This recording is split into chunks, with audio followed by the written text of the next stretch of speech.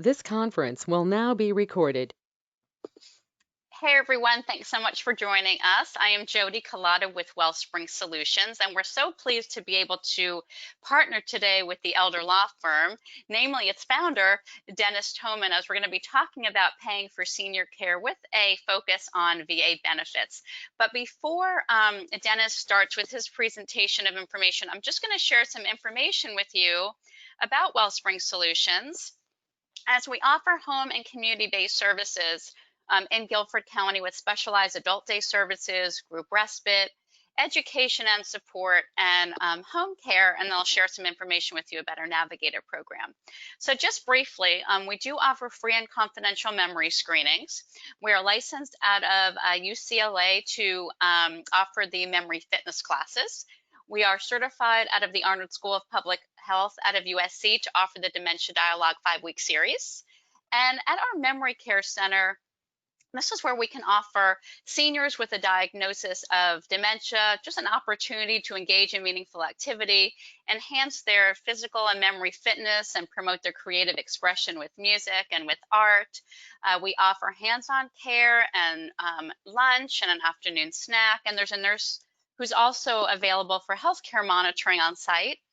At Connections and Memory Club, that's an abbreviated version where we offer socialization, lunch, again, opportunities to engage in meaningful activity, but we do not offer hands-on care. And importantly, both the Memory Care Center and the Connections programs offer a much needed break for caregivers. Caregiver education involves a lot of different classes on different topics, and namely today we're talking about this paying for senior options. We talk about self-care strategies, direct care tips like communication, dementia care tips, and offering and caregiver support. We have right now 2 virtual caregiver support groups where caregivers can just connect, know they're not alone, and share their stories. We offer home care services in Guilford County, and if you're just not really sure about what you need help with and you're not sure where to turn, please give our navigator a call. Nicole can guide you and offer suggestions, whether they're with Wellspring Solutions or a community partner. So please give us a call if you have any questions about the services we offer at the number here, or you can visit us on the web. But I am so pleased now to turn the talk over to Dennis Toman, again, the founder of the Elder Law Firm in Greensboro, and he is a certified elder law attorney and also a North Carolina board certified specialist in estate planning and probate law. So we are very fortunate to have him share his time and his expertise with us this morning. And I'm going to go ahead and turn it over to Dennis. And thank you so much, Dennis. Well, thank you very much, Jody. I appreciate being able to be here and share this information with you. As elder care attorneys and dealing with this, a lot of times we put the question in terms of the elder care journey and what are people facing as they are navigating, to use a good term, issues dealing with the second half of life. And so often, when we're talking about this and talking about the elder care journey, so many people do their planning and they look at, well, what happens if they die? How do we make sure we have a will and perhaps some sort of a trust in place that's going to help if we die? Well, they're starting off as perhaps a healthy, vigorous senior, somebody who has no real care issues, but they can see down the road to a time when life is going to deal them a hand where they may need care or they may die at some point. And they know that they need to have their will in place, but so many people overlook the time from between being a healthy, vigorous senior to that point where they do pass on, and the different levels of care that they might need, and also how to pay for that care. And so this is going to be a chance for us just to talk for a brief period of time about the ways to pay for care and focus on VA benefits as a critical part of that for, in particular, our wartime veterans who served our country and now are needing care and could use some help in paying for that cost of care. So again, just to return to the elder care journey, perspective, many times people will start off as a healthy, vigorous senior. They're able to take care of themselves, they're at home, might go to the doctor, might go to the hospital. That's when Medicare is doing a pretty good job of paying for that cost of care. Perhaps they've got some health insurance as well. But they're always taking care of themselves, they're always coming home, they're always going to get better. And that's where Medicare does do a really good job of paying for that cost of care. Then sometimes we've got a situation where somebody is, starts to have memory or mobility issues. And in those situations, then we need to start thinking about, well, when somebody's got memory or mobility issues, they're really a declining senior. And as a declining senior, the question isn't really any longer a might they need additional care. The question really is going to be when and how soon are they going to need that additional care. And so at that point, we really need to be focusing on, well, what if the person is going to need care at home? What if they're going to be needing care in either retirement community or assisted living or a nursing home even? How are things going to work out? And also, how are things going to work out for their spouse? In case the healthy spouse passes on and we've got a surviving spouse who needs care, what plans are in place for that? And when it comes down to really how you can pay for the cost of care, there aren't that many ways to pay for the cost of care. There's, of course, Medicare, which we talked about, does a great job with medical care, and it pays for some rehabilitation at a nursing home. Then, of course, there is, private pay, paying out of your own pocket for as long as you can. And of course, with the cost of care, home care, for a few hours a week is not all that expensive, but if we start talking about round-the-clock care, home care can be just as expensive as nursing home care. Assisted living, typically $4,000 to $6,500 a month for assisted living, could be a little bit more, again, depending on where and how much care. And nursing homes these days, easily $8,000 to $10,000 a month, or even more for that home care. So we're talking $100,000 to $120,000 a year. And people need to understand how they're going to pay for that. Well, privately, if that's an option, that certainly does work. Some people have long-term care insurance in place, which they need to think about back when they were younger and healthier, not just as they're going to need care. Trying to get long-term care insurance when you need care is like calling your insurance agent and saying, hey, my house is on fire. Can I get an increase on my homeowner's insurance? Well, it doesn't work that way. You got to think ahead for long-term care insurance. Of course, Medicaid is an option as well, and sometimes that's going to be the right option, particularly when we've got a married couple where one spouse may be going into the nursing home. Medicaid can definitely be an option to help pay for that cost of care and protect the assets for the couple and for the spouse remaining at home, because they may need care down the road as well. And then there's VA benefits, which we want to spend some time talking about today. So let's turn our attention to somebody's needing help with care, home care, assisted living care, perhaps nursing home care, but really focusing on home care and assisted living. And how are they going to pay for that cost of care?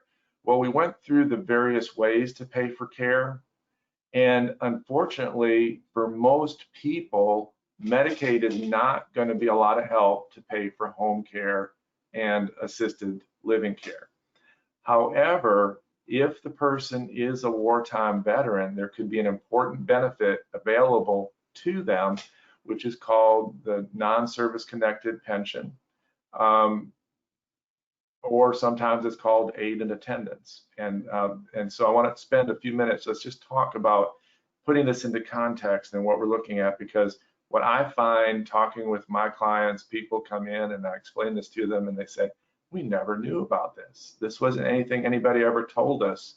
I'm so happy that we're able to do this. Or it's not about them, they're not the veteran, but they say, my brother really needs to know this information because he did serve during the Korean War and he's in a situation where his wife is needing care now and they really need to know about this. This is wonderful information, but we didn't know anything about it. So kind of backing up one step, what are we really talking about here? Well, we're talking about someone who is a veteran, or perhaps their husband or wife, they are the surviving spouse now of a veteran. And so when we're talking about VA benefits, they sort of fall into, I say, 3 general classes. And we're only going to be talking about one today, but just to put it into context, what we're really not talking about today is VA healthcare, which is the healthcare system that the Veterans Administration has. Doesn't depend on having any wartime service, does have some limitations in terms of income. If you've applied and didn't qualify at one time, it's always a good idea to apply again, because the qualification requirements can change over time. So VA healthcare is one type of veterans benefit that's very useful to have and you should need to know about. But we're not going to talk about that today. The second benefit that we're also not going to talk about, but is important to understand how it fits in, is something that's called VA compensation.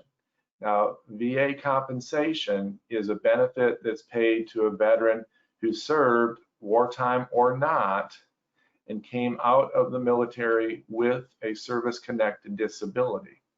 And they're rated for disability, 10%, 50%, 100% disability, and they receive a monthly check based on the severity of that disability. And that can go up over time. The disability can actually become more over a period of time.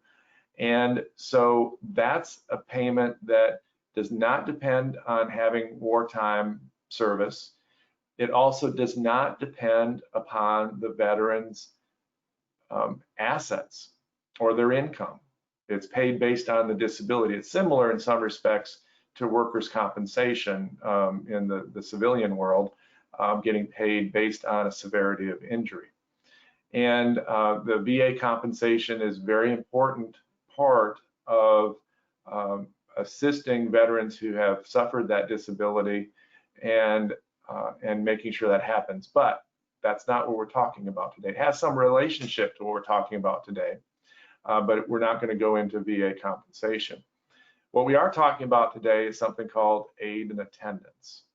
And aid and attendance requires that the veteran meet the criteria for eligibility. And those basically fall into, having served at least 1 day of active military duty during a wartime period.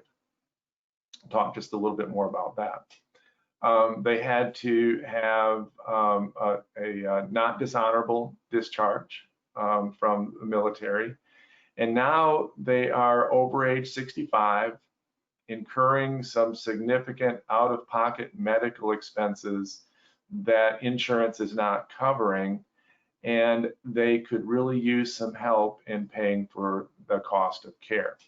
That's when the VA aid and attendance program will work, depending upon the person's overall assets and depending upon how much net income they have. So let's talk about these different qualifications.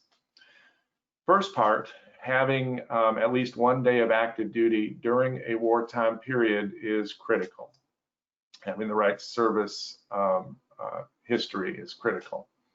Now, sometimes I'll mention this to somebody and they'll say, well, yeah, I served during the Korean War, I served during the Vietnam War, but I was stateside the whole time, or I was in Germany, while those wars are going on. I never served in the area where the war was. Or yes, I was, there, but I never really actually fought. That's not a requirement. Only look to when did you serve, not where did you serve. And certainly during that time while the war was going on, you were subject to being called into combat. And so that's sufficient in and of itself. To do that, determining when the person is considered to have had that wartime service, you look at their DD-214 form. The DD-214 form is going to list their dates of entry and when they left the service, and also other information about their time in the military. That can be a challenge sometimes, finding that DD-214 form, and you can request one from the VA in order to get that. Now, the wartime service has to be during a wartime period, and you have to be very careful at making sure that those dates are there. And we have a little reference sheet we use, and in terms of World War II, what actually lasted until, according to this program, December 31st, 1946. Well, the war was over for a long time before then, but for purposes of the dates of war, until December 31st, 1946 would work. Korean War, the dates June 27th, 1950 through January 31st of 1955. And then the Vietnam War depends on whether you are in Vietnam or not. If not already in Vietnam before the actual starting dates, then the actual starting dates would be August 5th of 64 to May 7th of 75. Somebody who was already in Vietnam, they could, if they were there as of February 28th, 1961 or afterwards, that's really before the war started, but because they were there, or I should say that's really before the official dates of the war started. And so because they were there, that could qualify as well. Now, the Gulf War started in August 1990 and is continued to date. And so that is a long period of time. Everybody who has served during that wartime period since 1990 is potentially eligible for aid and attendance at some point down the road. So we talked a bit about the service required and the DD-214 and requesting that from the military if you can't put your hands on that for yourself or for your spouse or for your parent. There are processes for going through and getting that done. Let's talk a little bit about somebody who is going to need to apply for this program because they would otherwise be eligible. What are we looking at? Well, sometimes people will be told your income's too high, you can't qualify. That's not the case. Income does not keep somebody from qualifying for this program. Now, their net income could. And so we don't look at income, we look at income minus the unreimbursed medical expenses to come up with income for VA purposes. And what happens is that we compare that net income after medical expenses to the benefit that the person could otherwise receive through the aid and attendance program. If their net income is below that limit, then they can get the difference. If their net income exceeds that limit, they're not going to be eligible. Until they start to have more out-of-pocket expenses, they are going to bring them back down under that limit. So what are those limits? Well, the non-service connected disability program, or what we often call VA pension, has three different tiers. One is the basic pension, the second is homebound pension, and the third is aid and attendance. And the amount goes up for each of those tiers. And this is going to be based on the veteran's health, whether they would be considered to have health that would move them up into the homebound category or move them up into the category of needing assistance, aid and attendance, to qualify for the benefit that's also called aid and attendance. And in terms of the amounts that are available, looking at that highest level that's available currently for a married veteran, that is just over $2,200 a month that the veteran could possibly qualify for. For the single veteran, it is just over $1,900 a month. And for the surviving spouse of a deceased wartime veteran, it's just over $1,200 a month. And these amounts go up every year. And so the amount that the individual could get is capped at those amounts for this program. Now, what we see in situations where people could be eligible for VA aid and attendance are that they aren't eligible right now because they don't need that level of care. They're not needing care that's really using up almost all of their monthly income and putting them close to zero in terms of net monthly income after paying medical expenses.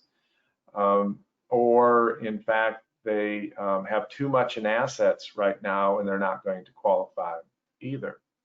And so this would definitely be something that we look at in terms of a planning context for somebody who is a wartime veteran or whose surviving spouse, who is the surviving spouse and their deceased spouse was a wartime veteran.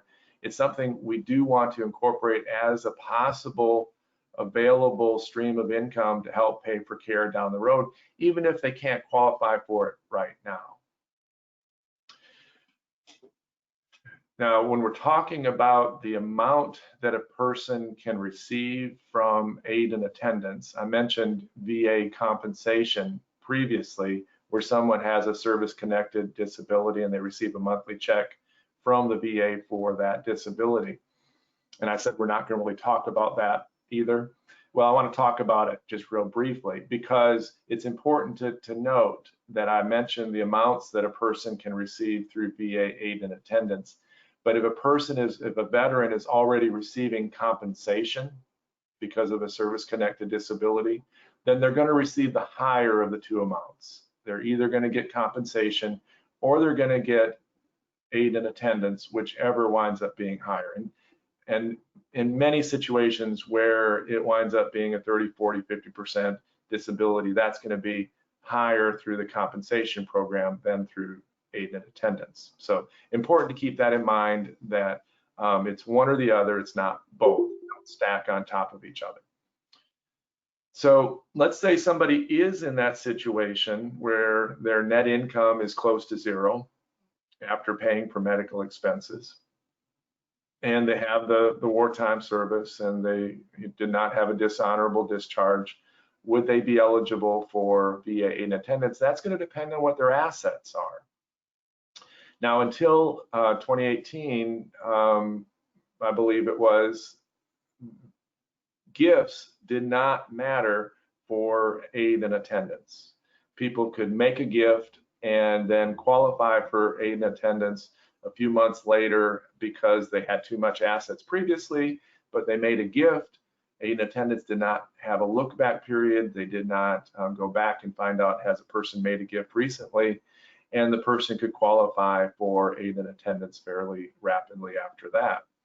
That changed, and now there is a 3-year look back for prior gifts, which means that if somebody applies for VA aid and attendance, the Veterans Administration is going to ask, have you made any gifts within the last 3 years?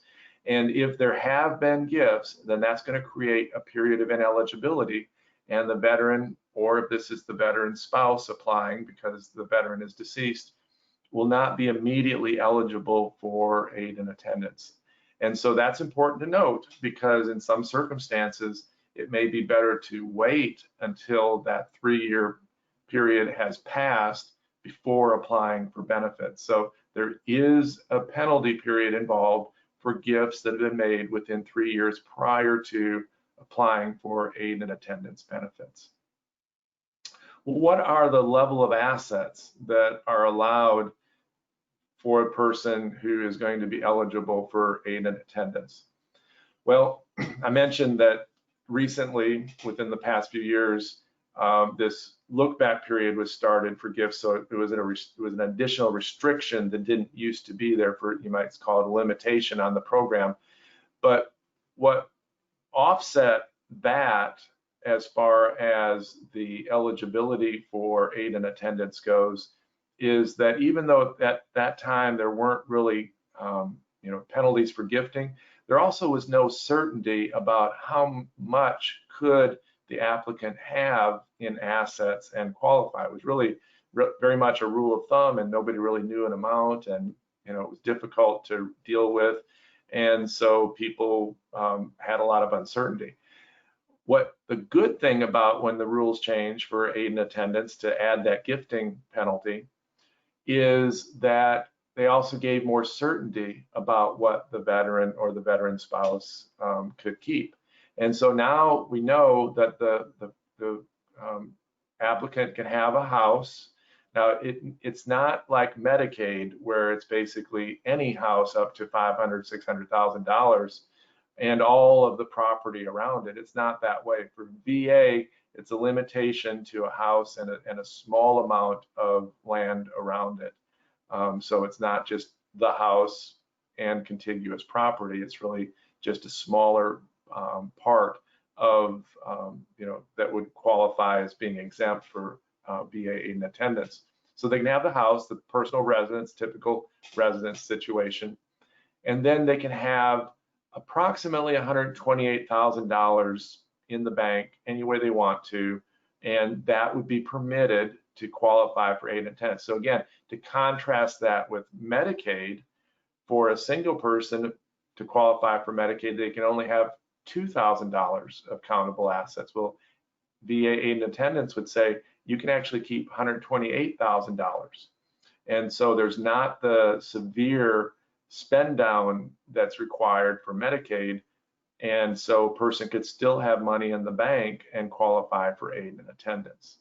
Now, as I mentioned, sometimes we're going to be in a situation where we'll need to be pointing ahead to a time to need aid and attendance, so maybe we do make some gifts, and maybe we put assets into a trust. Maybe we think about what would be the right strategy, but then not apply for aid and attendance for at least 3 years until that look back period has expired. So a couple of points I want to make, and be winding up pretty quickly after that. But one point I want to make is that, as I mentioned, aid and attendance is for the veteran or the surviving spouse of the deceased veteran. So for a married couple where the veteran is the one in ill health, their health, of course, is going to determine at what level of aid and attendance will they qualify. And in that situation, then the veteran's expenses, of course, count. Well, what if it's the spouse? The veteran is married, the veteran is living, but his or her spouse is needing care. Perhaps it's home care, perhaps it's assisted living, perhaps it's even nursing home care. Well, in that situation, the veteran's health is going to determine at what level of aid and attendance will he qualify. His health, so if he's in good health, but his spouse is his or her spouse is in ill health, well, then he'll be at the lowest level. If the veteran is homebound and the spouse is needing, assisted living care, he'll still be just at the homebound level in terms of this benefit. But so we look at the veteran's health, but the expenses of the spouse count for eligibility. So we look at the veteran's health, but we look at the couple's medical expenses. And so even though the ill spouse's health does not help to determine how much money they can get in terms of the level of aid and attendance, basic, home, housebound, or aid and attendance, it is going to, excuse me, that's funny. Siri's always listening, it appears. So even though the veteran's health is going to determine the level of aid and attendance, not the ill spouse, because the ill spouse's expenses count, that could help the veteran qualify for aid and attendance. I hope that made some sense. The point being that we talk about this program as being for the veteran or the surviving spouse of the deceased veteran. It's also when a married couple and the non-veteran spouse needs care too. The second thing I want to point out on this is that I see as a matter of practice where aid and attendance is the most help is for home care and for assisted living care. not so much for nursing home care, because as I mentioned, the amount of the benefit is limited, and nursing home care is so much more than the available aid and attendance that typically Medicaid is going to be the better route to go. But sometimes Medicaid's not going to be the option. We need to be looking at aid and attendance. The reason why aid and attendance is so important for home care and assisted living care is because there's very little in terms of Medicaid benefits available to help to pay for those costs of care. And so being able to qualify for aid and attendance for home care can make all the difference in the world for that veteran or the couple or the surviving spouse of the veteran who is going to be able to afford to stay at home and to continue to pay for the costs of keeping up the home as a result of being able to get aid and attendance. Or they may need to go into assisted living, and perhaps between their Social Security and maybe a little bit of retirement that they've got, that plus the aid and attendance may cover most of the cost of that assisted living on an ongoing basis. And so without the aid and attendance, they may not be able to even consider being in assisted living, but with the aid and attendance, they can afford to do that, and it'll slow the burn rate on their savings in a way that they can get the care that they need and be able to afford that without worrying about running out of money in a matter of months. And it can be very, very helpful in those situations. So with that, I hope that this has been a useful overview of the aid and attendance program and how it can help seniors who are facing questions of care, both in terms of planning ahead and understanding that this is something that we need to know is an available resource, even though it's not something that the person is going to be able to receive currently, as well as in a situation where we've got a veteran, single or married, or the surviving spouse of a veteran who is needing care now, and we've got to be able to figure out how to pay for it today as well as for the months and years to come. And the aid and attendance program is critical for being able to do that. The application process is not all that simple. It is something that has a lot of paperwork. It has some delays. It has a lot of regulations involved. So definitely you'll want to work with somebody who's done this before and can help you through this too. So with that, Jody, I think we're about done. I know I didn't leave much time for any questions today. Hopefully, if there are any questions, you know, they can check in with you and at some point. And I know some folks will be listening to this afterwards too. You know, if there's something that we're able to assist with as well in terms of, you know, planning ahead or paying for costs of care, we're of course happy to do that too. Dennis, thank you. This is such valuable information. I think you have to have someone who's an expert, like you said, who can kind of walk you through some of this. There's so many details, and thank you for reiterating the importance of planning. We do that a lot here as well, and anytime that's reinforced is a good thing. Not to confuse viewers, but also with Wellspring Solutions, we have a contract with the VA for the Memory Care Center and home care, which is different from aid and attendance. I'm not going to be explaining that, but that is something that if you're watching, if you're a friend of a veteran and you need some assistance, Dennis with the Elder Law Firm here in Greensboro is a great resource, and you can also contact us at Wellspring Solutions. I don't see any questions coming through. You can always call us at Wellspring Solutions or the Elder Law Firm for to have your questions addressed. And I'm going to say also hi to Cynthia, who popped in earlier. She is with the Elder Law Firm, and I appreciate her partnership. There she is. Thank you, Cynthia. And I'm going to just say, everyone, have a great day. And thank you again so much to the Elder Law Firm and to Dennis Toman. Thank you, Joan. It's a pleasure. Take care.